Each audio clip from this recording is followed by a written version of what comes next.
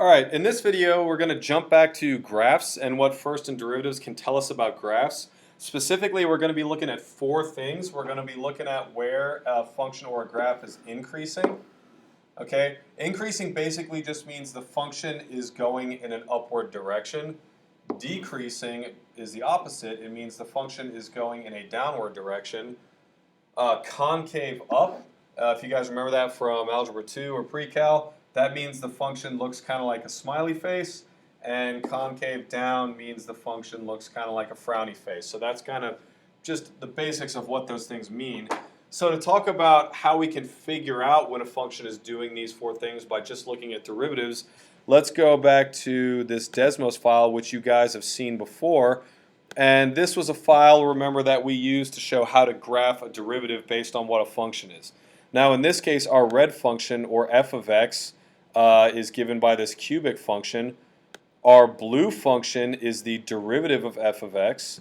And so if we look at these, we can start from any value, and remember that black dotted line represents the tangent line to the curve of our function, and as you notice, when the tangent line is positive, the first derivative is positive. When the tangent line is negative, the first derivative is negative. And the specific values of the first derivative are based upon the extent of the slope of that tangent line. If this is unfamiliar with you, I would suggest going back to the previous videos of how to graph first derivatives from functions, or how to graph functions from first derivatives, to kind of refresh this in your brain before you go forward with this video. Okay?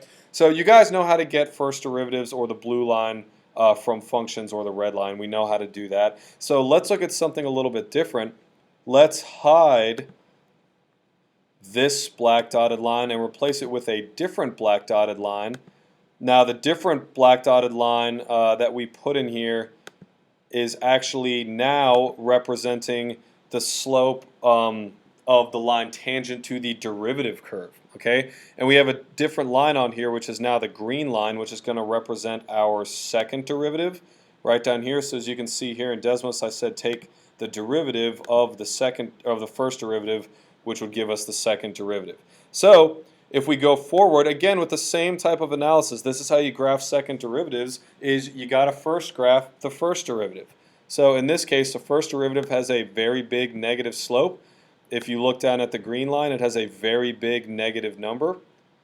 And as we move down, the slope of our derivative line gets less and less and less. So the second derivative moves closer and closer and closer to 0 until we hit a transition in our derivative curve between a negative slope and a positive slope, in which case the second derivative transitions from negative to positive. And then we get a positive slope that's getting more positive, so the second derivative just keeps going more positive. So not too much different in how you graph second derivatives and first derivatives. It's exactly the same thing you do from graphing first derivatives to actual functions. But let's instead go back to talk about what first and second derivatives can tell us about when a function is increasing or when a function is decreasing. So if I highlight all of these lines on here right now, and let's take away those tangent lines. Now we're going to graph from the regular function. We can see what happens with the first and second derivatives simultaneously. So what's one thing you notice? Let's go back to that first question of when a function is increasing. Okay? So look at the red function.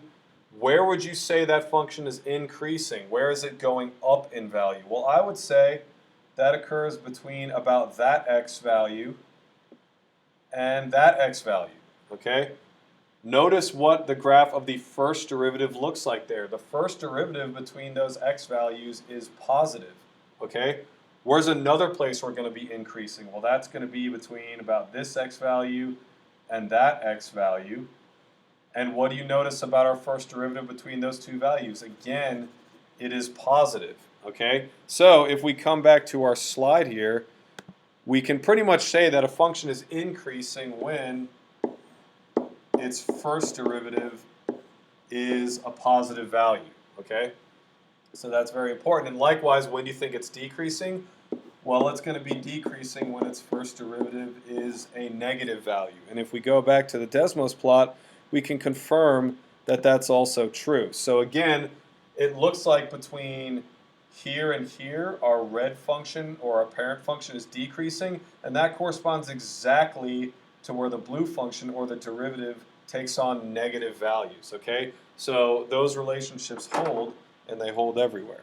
So let's clear the ink from this. Now let's look at the second derivative, okay? Let's look at the concavity of our red function. Well, I would say this function is concave up between an x value of about here and an x value of about here. Doesn't that red graph look like a smiley face between those 2 points? Well, what do you notice about the sign of the second derivative? When it's concave up, when we have a smiley face, the second derivative takes on a positive value, okay? Likewise, we are concave down or frowny face between this x value and that x value. What do you notice about the second derivative? That green line is a negative value, okay? So now we can come back to our graph and say that we know a function is going to be concave up when its second derivative is positive and concave down when its first derivative is negative, okay? Oops, I didn't add the 0 right there. There we go.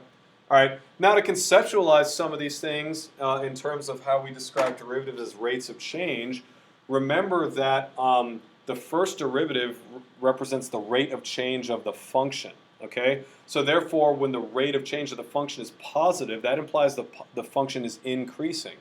So therefore, we have that relationship right there that says when the first derivative is positive, the function must be increasing. It has a positive rate of change.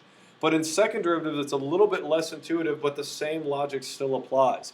When a function has a positive second derivative, that means the rate of change of the rate of change of the function is positive. Or another way to say that is the rate of change of the function is increasing. Okay? And anytime you look at a concave up function, when you look at this U shape, the rate of change or the slope of the line right here is a big negative value, but it's increasing because now it's a smaller negative value. Now it is 0. Now it is a small positive value. Now it is a big positive value. Throughout the whole time of that smiley face, the function or the rate of change or the slope of that tangent line was increasing, transitioning from a big negative number to a smaller negative number to 0 to a small positive to a big positive. Throughout each one of those steps, it was increasing.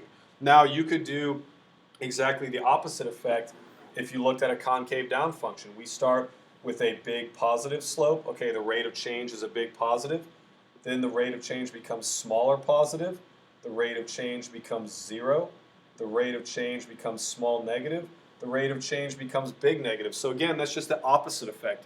When we have a concave down function or a second derivative is negative, it's saying the rate of change of that function is decreasing. Okay, the slope is getting more, or the slope is decreasing more and more as we go forward, ticking forward with our x values. So pretty much though, these 4 conditions right here are what you really got to take away from this video, because those are where you're going to be able to determine exactly where a function is concave up, concave down, or increasing and decreasing.